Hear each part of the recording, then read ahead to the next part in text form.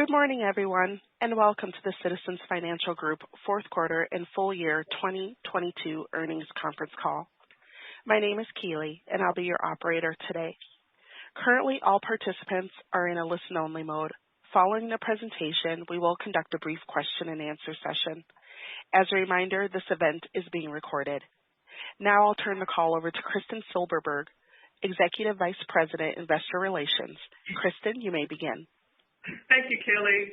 Good morning, everyone, and thank you for joining us. First this morning, our Chairman and CEO, Bruce Van Saun, and CFO, John Woods, will provide an overview of our fourth quarter and full year results. Brendan Coughlin, Head of Consumer Banking, and Don McCree, Head of Commercial Banking, are also here to provide additional color. We will be referencing our fourth quarter and full year earnings presentation located on our Investor Relations website. After the presentation, we will be happy to take questions. Our comments today will include forward-looking statements which are subject to risks and uncertainties that may cause our results to differ materially from expectations. These are outlined for your review on page 2 of the presentation. We are also referencing non-GAAP financial measures, so it's important to review our GAAP results on page 3 of the presentation and the reconciliations in the appendix. With that, I will hand over to you, Bruce. Okay, thanks, Kristen, and good morning, everyone. Thanks for joining our call today. We are pleased with the financial performance we delivered for the fourth quarter and the full year, and we feel well positioned to navigate through an uncertain environment in 2023. We are playing strong defense with a robust balance sheet position and highly prudent credit risk appetite. At the same time, we continue to play disciplined offense with continuing investments in our growth initiatives. We are focused on building out a prudent, sustainable growth trajectory over the medium term. I'll comment briefly on the financial headlines and let John take you through the details. For the quarter, our underlying EPS was $1.32. Our return on tangible common equity was 19.4%, and the efficiency ratio was 54%. Sequential operating leverage was 1%, and sequential PPNR growth was 2.6%.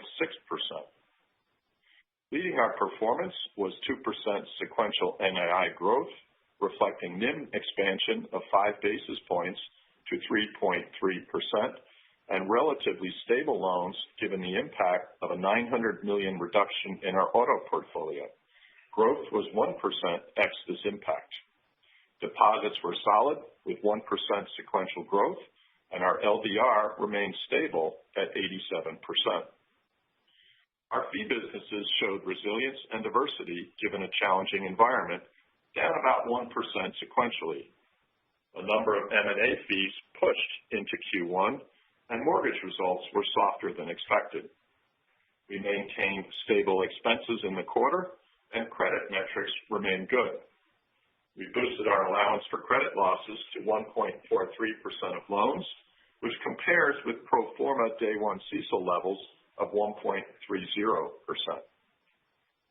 We restarted our share repurchase activity in Q4, buying $150 million of stock, and we ended the year with a CET1 ratio of 10% at the top of our targeted range. For full year 2022, we delivered underlying EPS of $4.84 and ROTCE of 16.4% as we captured the benefit of rising rates and our strengthened deposit base. The results handily exceeded our beginning of year guide, which we included in the appendix of the presentation. With respect to our guidance for 2023, we assume a slowdown in economic growth to 1% for the year, 2 early Fed rate hikes and a Q4 cut, and inflation getting below 3% by Q4. We project moderate loan growth, partially offset by continued runoff in our auto book of close to $3 billion. Overall, we see solid NII growth as NIM gradually rises to 3.4% over the year, a roughly 8% growth in fees given a rebound in capital markets fees over the course of the year, solid expense discipline with core expense growth ex acquisition and FDIC impacts of 3.5% to 4%.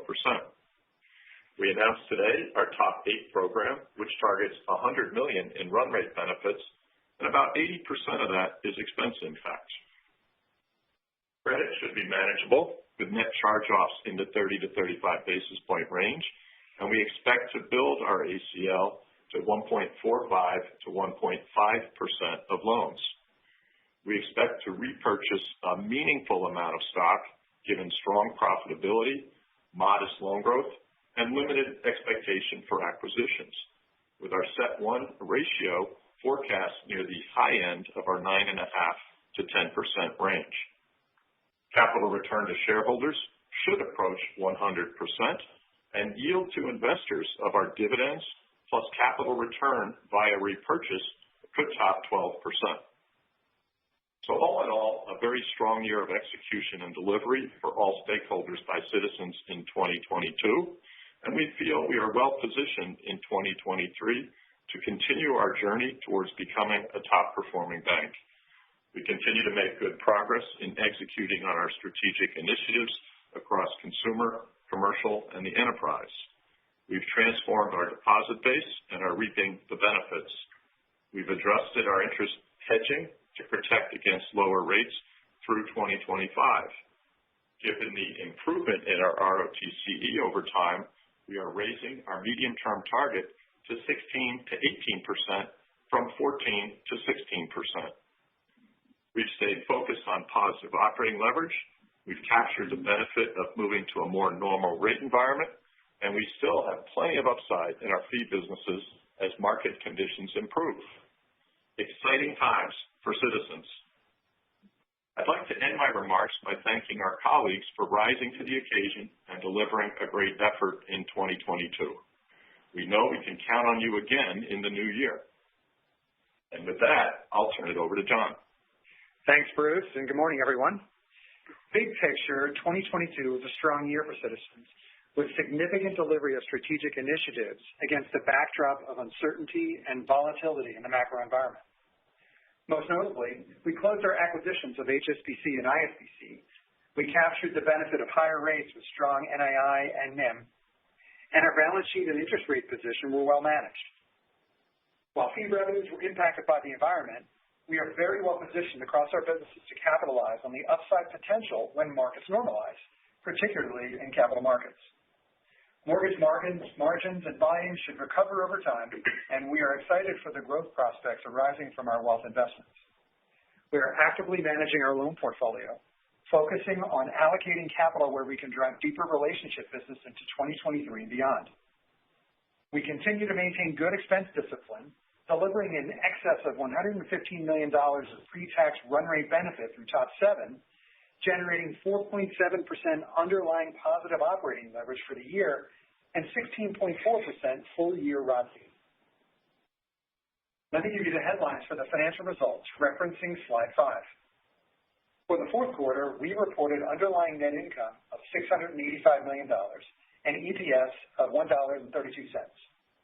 Our underlying ROTCE for the quarter was 19.4%. Net interest income was up 2% linked quarter, with 5 basis points of margin expansion to 3.3% and relatively stable loans given a planned reduction in our auto portfolio. Period end and average loans are broadly stable linked quarter, up 1% excluding auto runoff. We grew deposits up 1% linked quarter, and our LDR was stable at 87%. Fees showed some resilience amid a challenging environment, down 1% linked quarter. We saw a modest improvement in capital markets fees driven by underwriting and M&A, but this was more than offset by a drop in mortgage fees and a CDA-DDA impact in our FX and IRP business. Expenses were broadly stable linked quarter. Overall, we delivered underlying positive operating leverage of 1% linked quarter, and our underlying efficiency ratio improved to 54.4%. Our credit metrics were good, with NCOs of 22 basis points, up 3 basis points linked quarter. We recorded a provision for credit losses of $132 million and a reserve build of $44 million this quarter. Our ACL ratio stands at 1.43%, up from 1.41% at the end of the third quarter, and approximately 13 basis points above our pro forma day one CECL adoption coverage ratio. Our tangible book value per share is up 5% linked quarter. Next, I'll provide further details related to the fourth quarter results. On slide 6, net interest income was up 2% given higher net interest margin. The net interest margin of 3.3% was up 5 basis points. As you can see on the NIM walk on the bottom left-hand side of the slide, a healthy increase in asset yields continues to outpace funding costs, reflecting the asset sensitivity of our balance sheet. With Fed funds increasing 425 basis points since the end of 2021, our cumulative interest-bearing deposit beta has been well controlled at 29% through the end of the fourth quarter. Moving on to slide 7, we posted solid fee results despite headwinds from continued market volatility and higher rates. Fees were fairly stable, down 1% linked quarter with lower mortgage and FX and derivatives fees, partly offset by an improvement in capital markets fees. Focusing on capital markets, market volatility continued through the quarter. However, underwriting and M&A advisory fees picked up. We continue to see good strength in our M&A pipelines, including several deals that were pushed into Q1. Mortgage fees were softer as the higher rate environment continued to weigh on production volumes. We are seeing pressure on volumes moderating and signs of the industry reducing capacity, which should benefit margins over time. Servicing operating fees were stable. Card and wealth fees posted solid results for the quarter. On slide 8, expenses were well controlled, broadly stable linked quarter. Our top 7 efficiency program delivered over $115 million of pre-tax run rate benefits by the end of the year. We are excited to announce the launch of our new top 8 program, and I'll cover that in a few slides. On slide 9, average and period end loans were broadly stable linked quarter, but up 1% ex-auto runoff, with 1% growth in commercial reflecting demand and asset-backed financing, and growth in CRE, primarily reflecting line draws and slower paydowns. We have seen commercial utilization moderate a bit over the quarter as inflation and supply chain pressures continue easing, and clients are adjusting inventories to reflect this, as well as lower CapEx in anticipation of a softer economy. Average retail loans are down slightly, but up 1% ex-planned runoff in auto, given growth in mortgage and home equity, which bring an opportunity for deeper relationships and better risk-adjusted returns. On slide 10, average deposits were up $1.4 billion, or 1% linked quarter, with growth primarily coming from term deposits, money market accounts, and Citizens Access savings. Overall, commercial banking deposits were up 2.4%, and consumer banking deposits were broadly stable. We feel good about how we are optimizing deposit costs in this rate environment. Our interest-bearing deposit costs were up 67 basis points, which translates to a 29% cumulative beta, broadly consistent with our expectations. We began the rate cycle with a strong liquidity and funding profile, including significant improvements to our deposit mix and capabilities. We achieved overall deposit growth this quarter, and we will continue to optimize our deposit base and to invest in our capabilities to attract durable customer deposits. Overall liquidity remains strong as we reduced our FHLB advances by $1.3 billion and increased our cash position at quarter end. Our period end LDR improved slightly to 86.7%. Moving on to slide 11, we saw good credit results again this quarter across the retail and commercial portfolios. Net charge-offs were 22 basis points, up 3 basis points linked quarter, which is still low relative to historical levels. Non-performing loans are 60 basis points of total loans, up 5 basis points from the third quarter, given an increase in commercial, largely in CRE. Retail delinquencies continue to remain favorable to historical levels, but we continue to closely monitor leading indicators to gauge how the consumer is faring. Although personal disposable income remains strong, debt service as a percentage of disposable income has essentially returned to pre-pandemic levels, while consumer confidence has stabilized as inflation has eased. Turning to slide 12, I'll walk through the drivers of the allowance this quarter. While our current credit metrics are good, we increased our allowance by $44 million to take into account the growing risk of an economic slowdown. Our overall coverage ratio stands at 1.43%, which is a modest increase from the third quarter. The current reserve level contemplates a moderate recession and incorporates expectations of lower asset prices and the risk of added stress on certain portfolios, including those subject to higher risk from inflation, supply chain issues, higher interest rates, and return to office trends. Given these pressures, we are watching our loan portfolio very carefully for early signs of stress, in particular CRE office. Back on slide 32 in the appendix, we have provided some additional information about the CRE portfolio. Our total CRE allowance coverage of 1.86% includes elevated coverage for the office portfolio, while the multifamily portfolio has a much lower reserve requirement. The $6.3 billion office portfolio includes $2.2 billion of credit tenant and life sciences properties, which are not as exposed to adverse back-to-office trends. The remaining $4 billion relates to the general office segment, for which we are holding a roughly 5% allowance coverage. About 95% of the general office portfolio is income producing, and about 70% is located in suburban areas. Moving to slide 13, we maintained excellent balance sheet strength.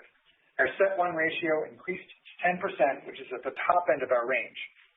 Tangible book value per share was up 5% in the quarter, and the tangible common equity ratios improved to 6.3%.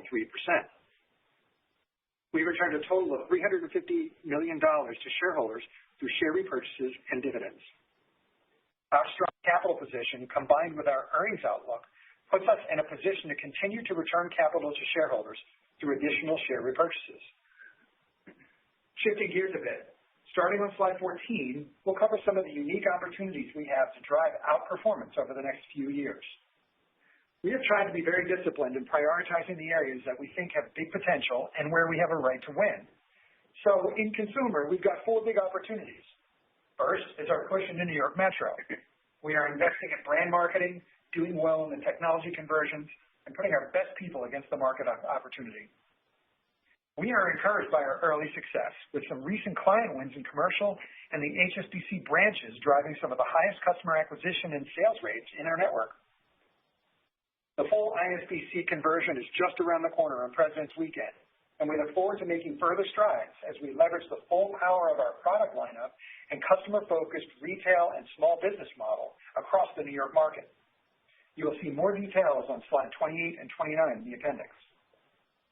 Importantly, we achieved about 70% in run rate of our planned $130 million of investors' net expense synergies as of the end of the year, and we expect to capture the rest by the middle of the year. We also continue to expect that the integration costs will come in below our initial estimates.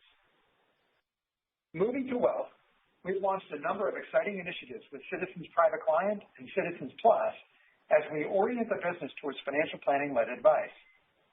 These should really help us penetrate the opportunity with our existing customer base. On slide 15, our national expansion is another area where we have a great opportunity to build on our digital platform that has been focused on deposits for the last few years. We've moved that to a cloud-based platform, and we are adding our other product capabilities so that we can offer a complete digital bank experience to serve customers nationwide with a focus on the young mass affluent market segment. Where we might have only had a lending or deposit relationship before, our vision is to build a national platform that allows us to serve our customers in a comprehensive way. And we have also been very innovative in creating distinctive ways to serve customers. Citizens Pay, for example, is an area where we have significant running room. We've attracted many new partners, up about 150 versus a year ago, which should really ramp the business. And we built an industry-leading home equity business powered by our innovative Fastline process, which is enabled by advanced analytics and digital innovations that have drastically reduced originations time. Moving to the commercial bank on slides 16 and 17, we filled in all the product gaps. Acquisitions brought us M&A and other advisory capabilities, and we built out debt capital markets capabilities organically. We've hired some great coverage bankers, and we are focused on high-growth regions around the country and the right industry verticals to serve larger companies. We also have a very strong sponsor coverage and are well-positioned to support private equity capital.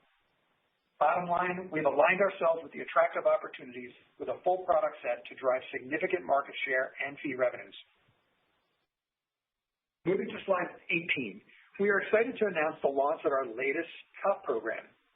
Even as we push forward on offense with our strategic initiatives and acquisitions, it is important to remember that a key to Citizens' success since our IPO has been our continuous effort to find new revenue pools and realize efficiencies. and then reinvest those benefits back into our businesses so we can serve customers better. We've effectively executed up our top 7 program, achieving a pre-tax run rate benefit of approximately $15 million at the end of 2022. And we've launched Top 8 with a goal of an exit run rate of about $100 million pre-tax benefits by the end of 2023, with that split about 80-20 between efficiency and revenue-oriented initiatives. Moving to slide 19, I'll walk through the outlook for the full year, which contemplates an economic slowdown and the end of December forward curve view of 2 25 basis point Fed hikes before an expected 25 basis point cut in the fourth quarter. We expect solid NII growth of 11 to 14%, and we project our NIM to gradually rise towards approximately 3.4% for the fourth quarter of 2023. Our overall hedge position is expected to provide a NIM floor of about 3.2% through the fourth quarter of 2024 and a gradual 200 basis point decline across the curve commencing in Q4 2023.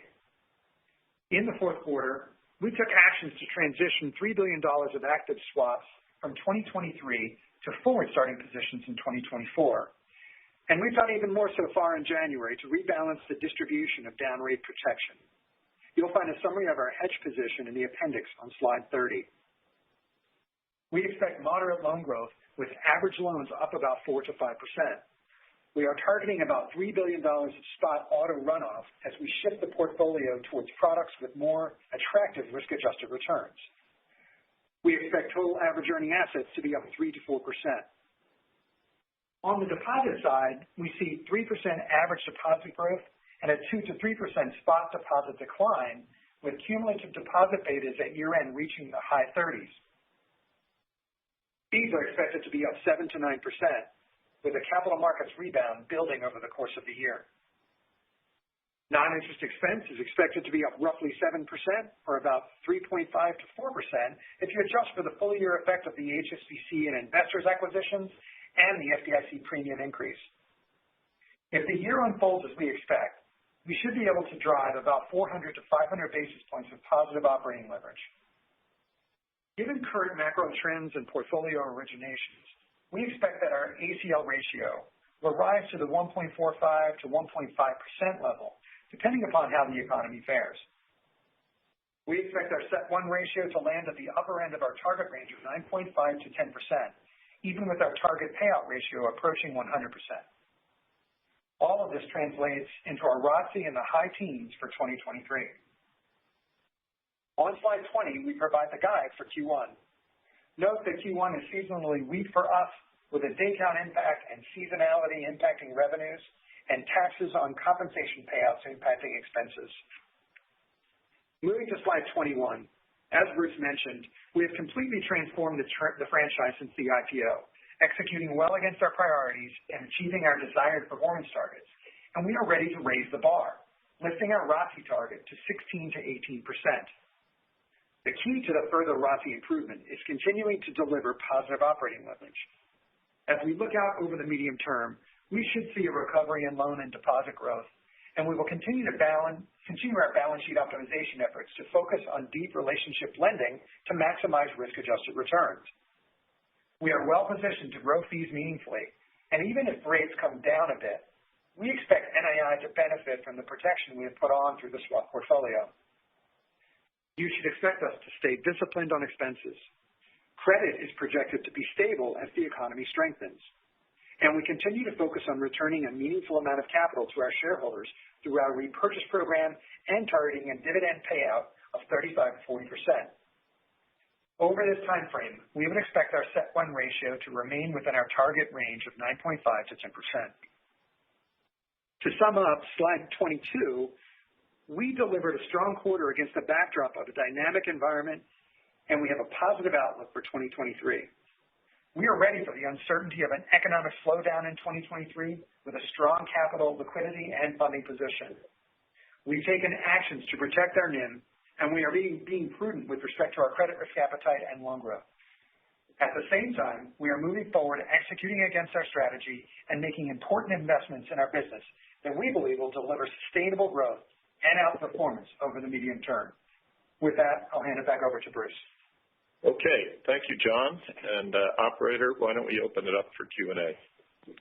Thank you, Mr. Van Zon. We are now ready for the Q&A portion of the call. Ladies and gentlemen, if you wish to ask a question, please press 1, then 0 on your touchtone phone.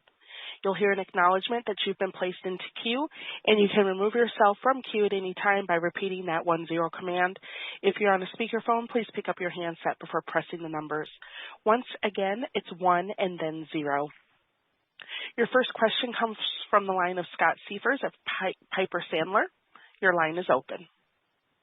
Morning, everybody. Thanks for taking the question. Sure. It sounds like you guys rebalanced some of the hedges in the fourth quarter and are continuing to do so year to date so far. I was hoping you might please just expand upon how your thinking on ALCO has changed since last quarter and sort of how you intend to position yourself. Yeah, I'll go ahead and start off. I mean, big picture, asset sensitivity last quarter was around 3%. We're a little bit below that this quarter. Just given the way the outlook for the balance sheet appears to be playing out in 2023. So as you've seen over time, we've taken our asset sensitivity down. We are, most of that asset sensitivity is really driven by the short end of the curve, which we expect to remain elevated throughout 2023.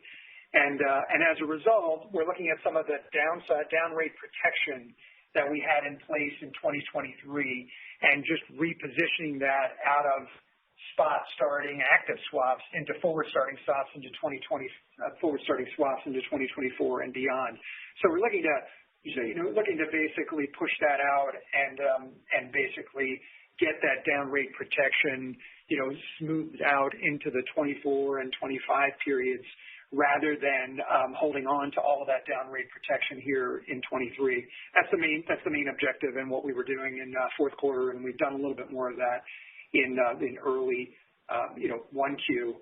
And then more broadly, we're looking at net interest margin, that corridor, if you will. We're trying to protect that corridor with, at the low end, if rates were to fall by 200 basis points out in 2024.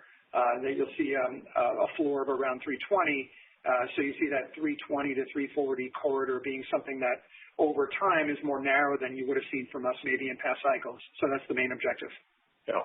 And I would just add to that, Scott. Our view in the macro is that the Fed likely moves maybe once or twice. The forward curve says they'll move up 25 basis points a couple of times and then stop, and then typically they would pause for 6 or 7 months before they would cut. And so if there's a cut happening, it likely happens very late in the year, and maybe it could be early next year. So guided by that view, that's kind of why we're pushing out that downside protection a bit. Terrific. Thank you very much. And then just a separate question. It looks like fees will need to rebound fairly meaningfully following the first quarter to hit the guide. I know, Bruce, you had mentioned an expectation for improved capital markets through the year. Maybe just a thought or two on how you see the main drivers of that fee guide as the year progresses, please. Sure. So I think really you put your finger on it there, Scott, is the capital markets business. We've had really strong pipelines this year, but because of the volatility, because of the fact that the Fed is still moving higher, that's created uncertainty and just an inability to actually get the money to work from private equity or some of the deals done because the financing hasn't been there the way it's been in the past.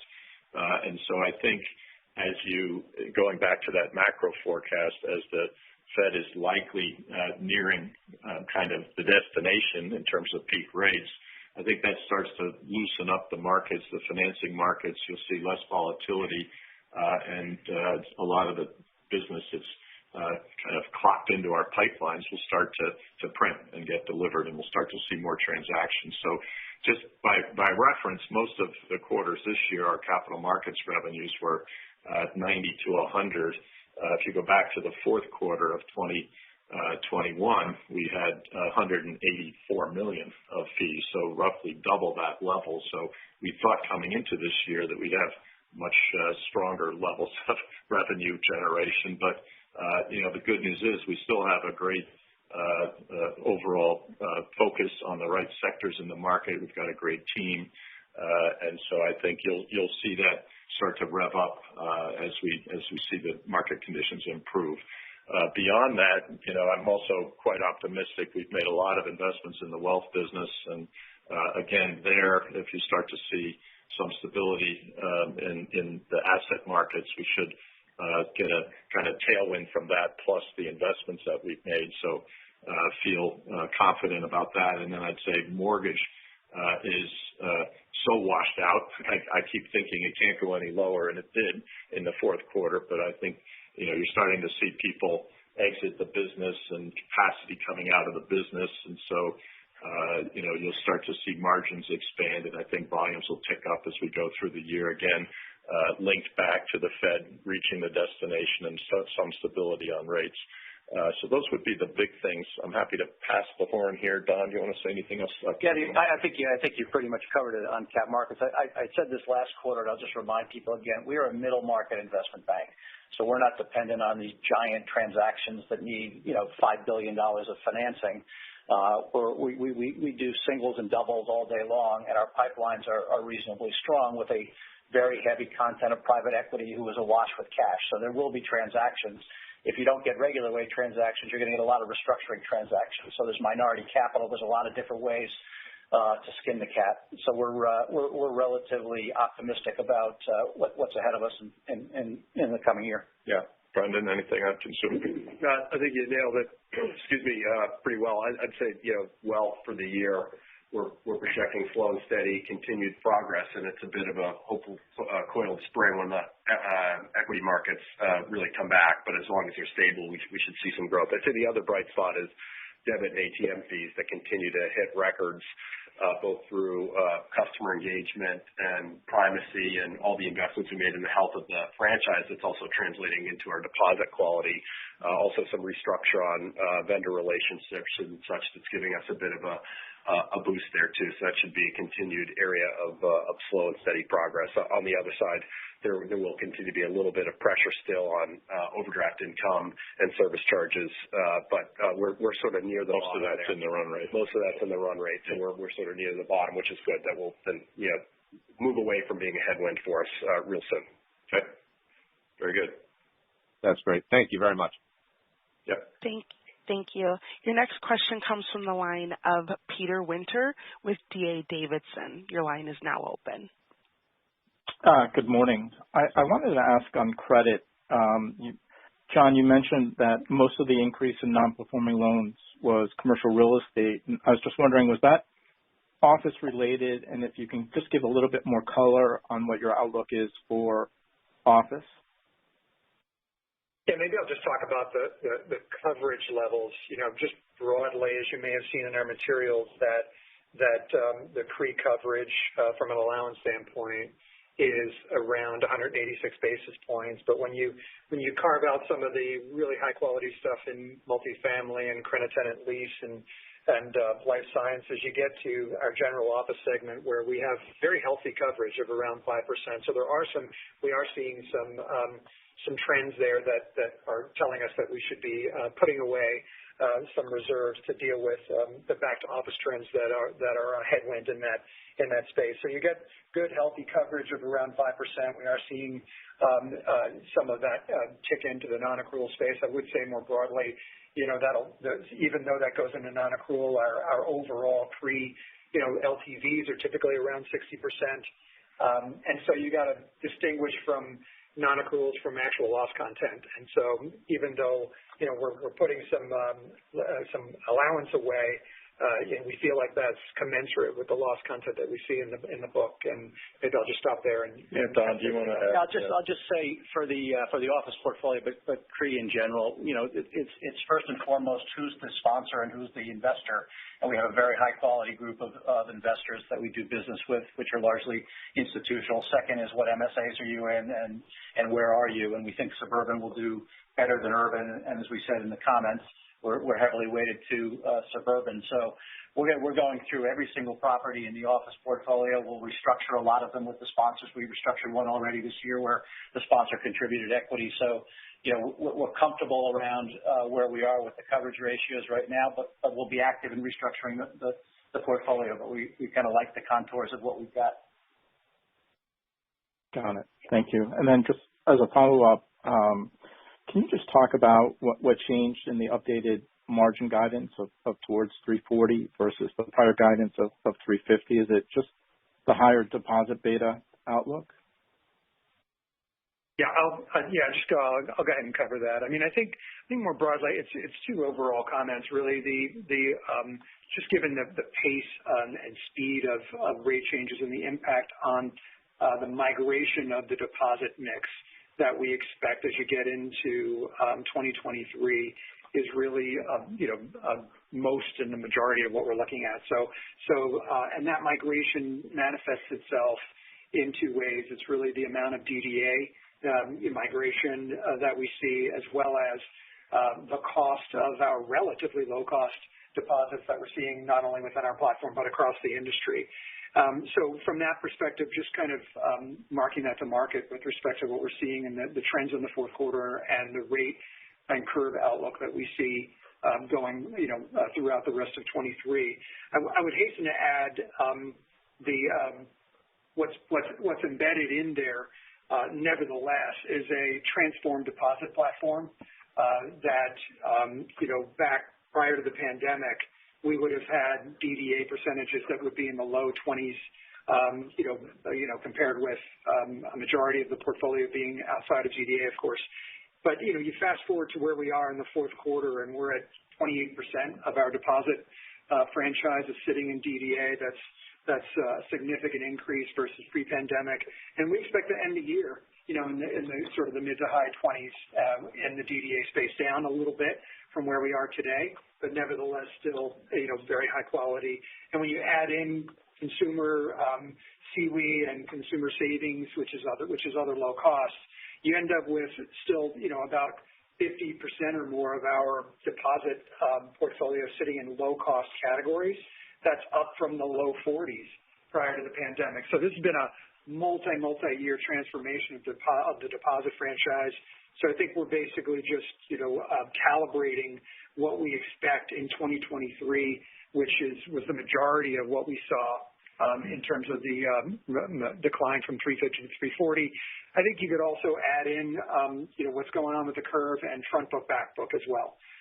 When you look at just how quickly rates are rising, the front book originations take a longer time to contribute. And from that perspective, we're seeing, that being a driver as well. And then, and not only the speed of, I guess the last point I'll make is not only the speed of rates rising, but the inversion of the yield curve is something that is also pretty, is a headwind to front book, back book. Just to end it with, nevertheless, front book, back book is a positive tailwind over time. We're seeing 300 basis point positive front book, back book across securities and our fixed rate lending businesses. That's still a tailwind.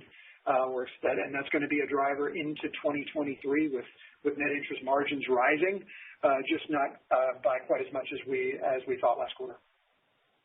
Got it. Thanks very much. Your next question comes from the line of Ken Usdin with Jefferies. Your line is now open. Thanks. Hi, good morning. Wondering, Bruce, heard your early comments about, we're at 130 ACL day one adjusted for the deals in the low 140s now, and your comments about 145, 150 year end. I'm just wondering if you can help us, given that you're slowing loan growth and letting the auto book run out, how do you just help us understand what you're seeing in terms of what your CECL impact might be looking ahead versus the impact of slower loan growth in terms of that, endpoint that you're expecting? Thanks. Sure. Yeah. I'll start, John. You could pick up. But, I'd say what we've done for the past several quarters is kind of keep looking forward as to what's the macro forecast and are there any particular segments of the portfolio that could come under stress given the Fed has continued to push higher and economic growth has been downgraded. So I think like I read today, that over 60% of the leading economists are projecting a forecast for this year. So the reason that we've been building gradually is just taking that into account. I think at some point you kind of get the cards turned up in 2023 and you'll have more information and less uncertainty, but we don't see that where we sit today. So I think it's prudent to continue to view the likely course is that the ACL will go up, a couple of basis points a quarter like we've done, and get into that 145 to 150 range. At some point, then you'll have seen whatever the recessionary impact is, and then you'll be looking forward, and then you may get to the point where you can release some of those reserves depending on what your charge-off experience is. Clearly, Ken, the slower loan growth plays into that to some degree, is mitigating what the build could have been. But anyway, those are the dynamics at play. John, I don't know if you want to add to that. Yeah, I'll add that. I mean, just for the last couple of quarters, we've had a mild to moderate recession built into the ACL. And so, our peak to trough to GDP decline that we have built into our models are 1.5%. That would be a moderate recession at this point. I think the changes you may have seen in the second half of 22 were not quite as much on the expectation that there would be, a recession as much as what the collateral value outlook really impact was. So when you think about house prices and used car prices, et cetera, we've been increasing the amount of decline expected. So you've got sort of the low to mid-teens declines now built into our models for both house prices and auto prices, over the foreseeable and kind of period. And so that's really and that's not really driving a lot of losses. Just we've been having a lot of recoveries in the portfolio over the last year or so. And so you might see some lower recoveries, and that'll have you saw our loss that's built into our loss forecast for 23. But I think that's an important item that you saw in 4Q in terms of our outlook for 2023 and 2024. Got it. Okay, thanks. And just one quick follow-up on the capital points. You're nearing 100%, implies a nice incremental step up in the buyback. I'm just wondering how you're thinking about the mix of the dividend versus the buyback going forward. You obviously moved to 42 cents in the third quarter. Should we also think about that you would be moving the dividend up in line with increased earnings potential as well within that context? Yeah, I'd say that what we do here is every year we're on a cadence where post-CCAR, we basically take that as the opportunity to broadly, update our capital return profile. Over the medium term, we're looking at 35 to 40%, dividend, payout. And you saw that in some of our medium-term outlook.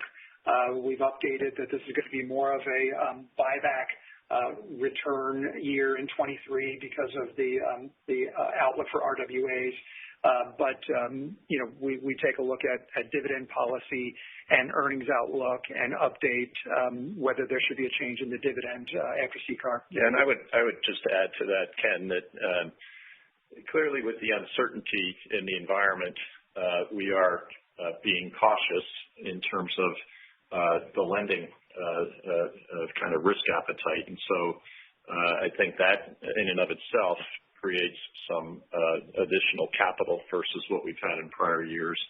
I also think we still have our plate full in integration of existing acquisitions, and we haven't seen a whole lot that's attractive at valuation that we're interested in on the acquisition front. And so I think the combination of operating at very high profitability levels with ROTCE returns in the high teens, plus more modest loan growth than historical, more modest acquisition activity than historical, creates the opportunity, and I think it's appropriate, given the uncertainty and chance for recession, that returning capital to shareholders is the right course of action here. So you could expect we would like to raise the dividend during the course of the year, and we'd also like to get close to that 100% return of capital to shareholders.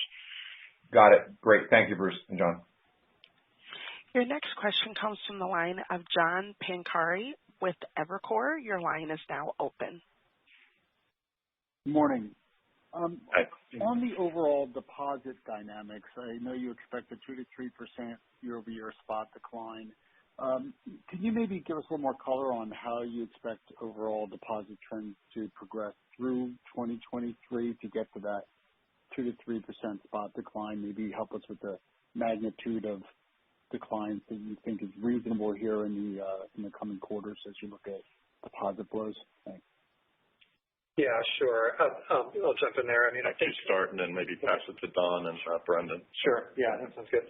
I think overall, as I mentioned before, we're seeing deposit migration from a DDA perspective, as well as from some of our lower cost levels. But broadly, the mix is superior and improved compared to pre-pandemic.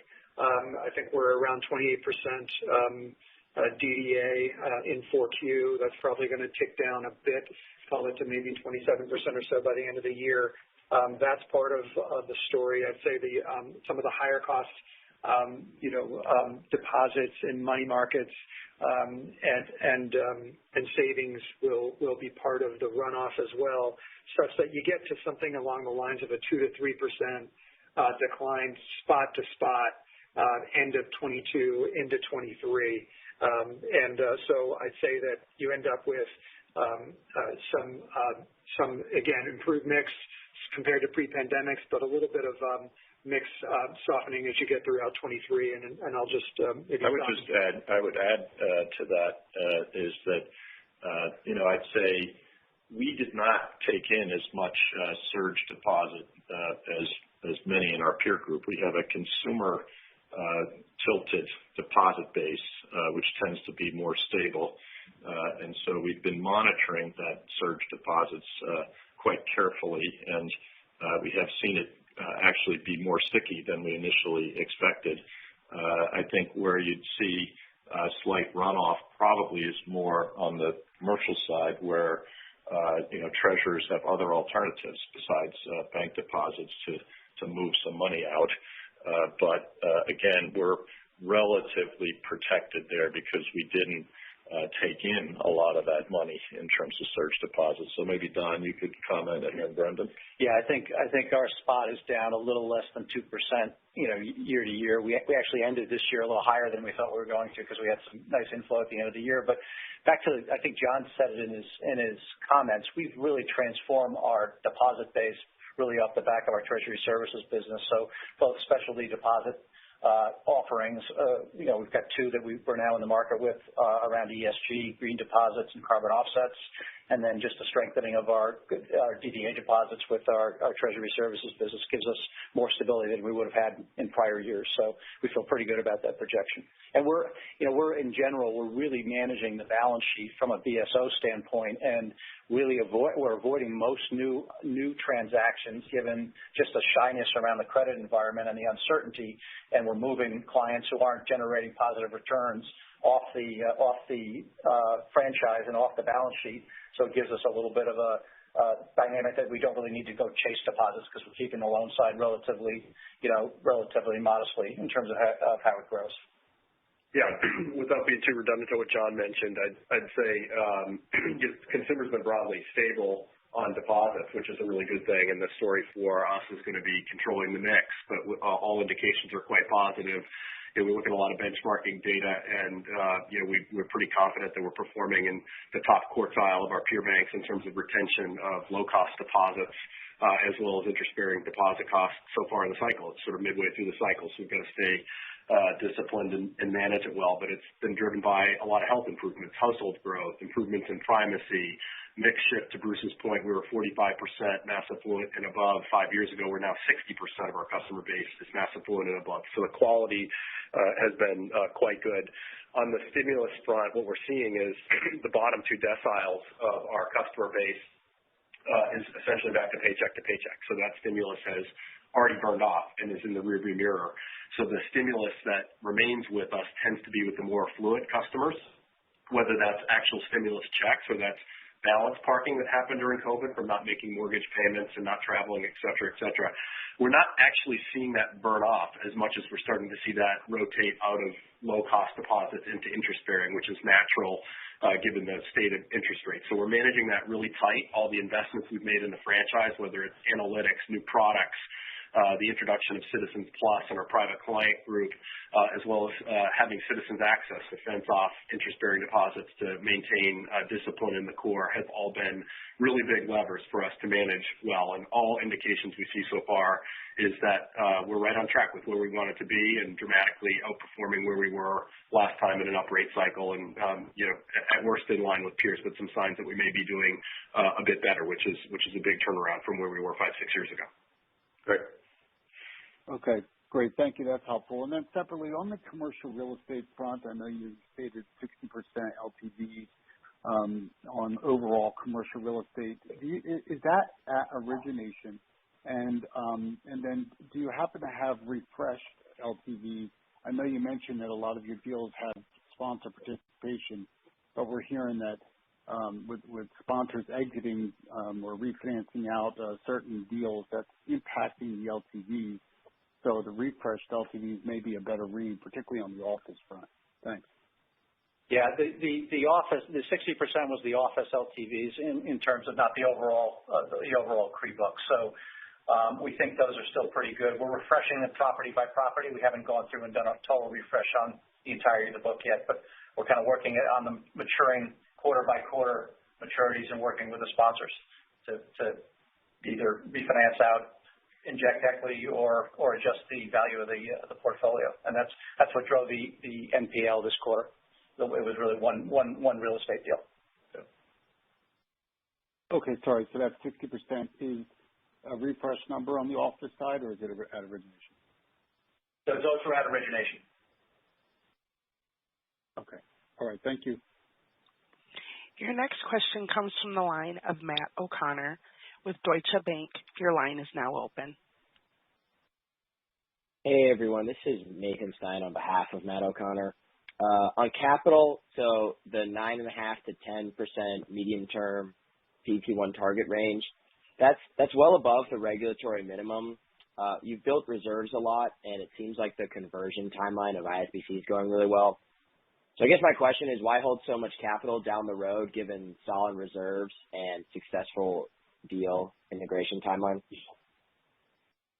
Yeah, I would say part of it is just the philosophy of, liking to have a strong balance sheet. And so I think 9.5 to 10 is a strong ratio.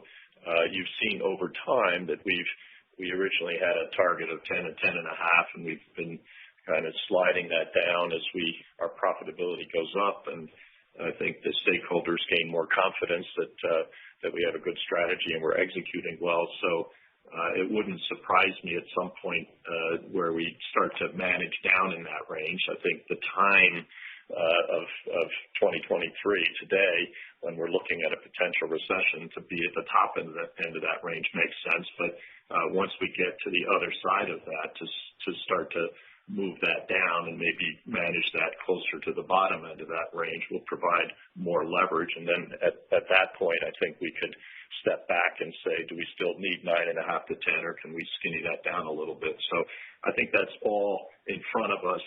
We thought at this point, given the dynamics around 2023, it wouldn't make sense to actually move that target range down. Okay, thanks. And just on second question is just on loans. So the $3 billion auto runoff will offset growth in other areas this year. What are your expectations for other loan categories in 2023 coming off of a strong 2022? Thanks. Yeah, I'll go ahead and start there, and others can chime in. But, I think when you look out into 2023, we still see very, very strong opportunities in the commercial space and within C&I. And I think something to always keep in mind is our utilization is well below where historical levels would imply we should be. And so, as you get into the later part of the year, you see some recovery in investment, in inventories and CapEx, and possibly M&A, which actually provides financing opportunities. We see lots of opportunities across commercial, and that's really one of the main drivers. When you get into consumer, we're looking at home equity being a place that we like, and card and Citizens Pay would contribute as well. So all of that wraps up to a stable year-over-year on loans, and back to the point around that being taking that otherwise RWA that would have been deployed against auto and some other categories with lower risk-adjusted returns and giving that back to shareholders.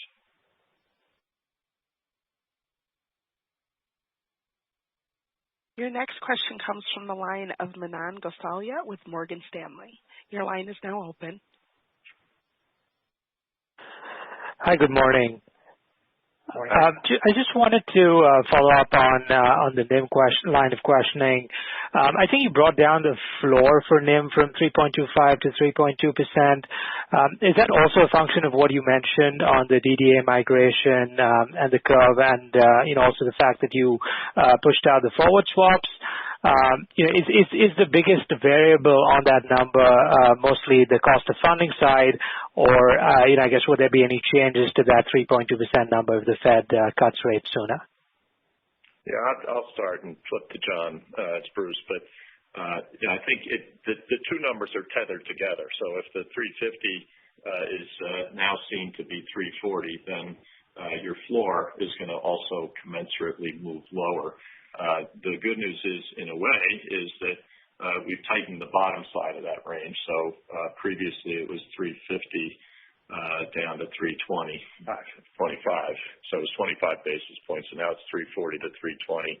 So it's 20 basis points. So anyway, I think we certainly John's initial answer on the movement down has been focused more on migration, the DDA and low-cost migration, but then also some of the impact from the yield curve on front book, back book has been the other dynamic. So those are the things that we're watching. But John, you can pick up from there. Yeah, I'd say the only thing I'd add, just to remember, we modeled that 320, and there's a lot of assumptions that go into that with respect to what the mix of the balance sheet would be, et cetera. And what we're assuming is a 200 basis point gradual decline in 2024 that would get you down to that 320.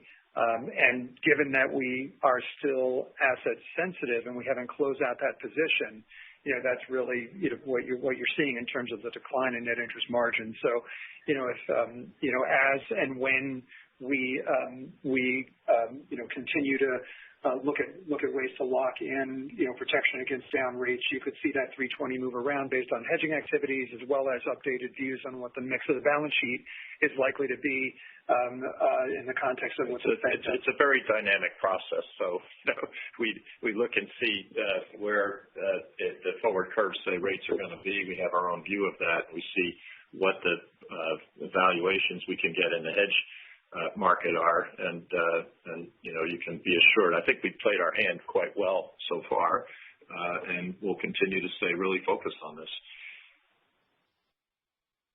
I appreciate that. And then separately, just on the TOP8 program, can you unpack some of the drivers there of the $100 million in pre-tax benefits, and maybe how quickly those can come out from the expense base over the course of the year? Yeah, I'll go ahead and cover that. I'd say the one dynamic to keep in mind is that we tend to form these programs and generate a year-end run rate benefit that will contribute, for each of them. So on the one hand, the $100 million will build throughout 23 so that it gets to a run rate when you get to the fourth quarter of 23. But keep in mind, we did the same thing with Top 7. So there's a full year effect of Top 7 that comes in. And so when the programs are reasonably similarly sized, you can almost use that as an estimate of what the contribution is in any given year. And so you have maybe a combined, $100 million plus contribution from the full year effect of Top 7 hitting 23 and the in-year effect of Top 8 hitting 23. And so the big drivers of that really are in a couple of places. You've got the traditional areas that we focus on, which is third-party costs and vendor cost management, which is an area that we've been that's been contributing over the years, as well as continue to optimize the branch network and just being really careful about, ensuring that our organizational approach is fit for purpose with respect to what we're trying to accomplish in 23. So those are more traditional areas. The other places we're looking at that have been more recent include maturing our agile delivery model, away from a waterfall approach to agile, and next gen technology initiatives continue to contribute as well. We're working towards a data center exit in 2025. We're looking to migrate to the cloud from our internal applications, and that's contributing in 23 as well. But there's a lot of very strategic initiatives that are built within the Top 8 program, and we're excited about it. It's part of who we are, and we're looking forward to deliver against that next year. Great. Thanks for taking my questions. Our next question comes from the line of Vivek Juneja with J.P. Morgan. Your line is now open. Thanks for taking my questions. A couple of questions for you folks.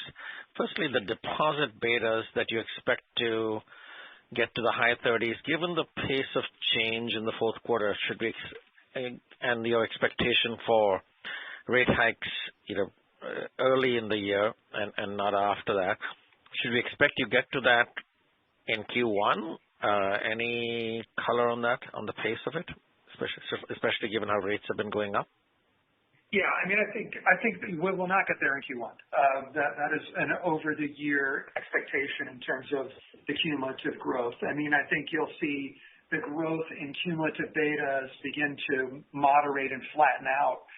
You get the big jumps early in the cycle. So we began, and you go way back to the second quarter of 22, our cumulative beta was 6%. And then you get to the fourth quarter, the cumulative beta is 29. So you got 23 points just in 22.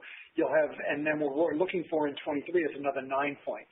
So this is and it'll increase over time. You won't get to 38 in the first quarter. It'll gradually rise. Deposits tend to reprice with a lag.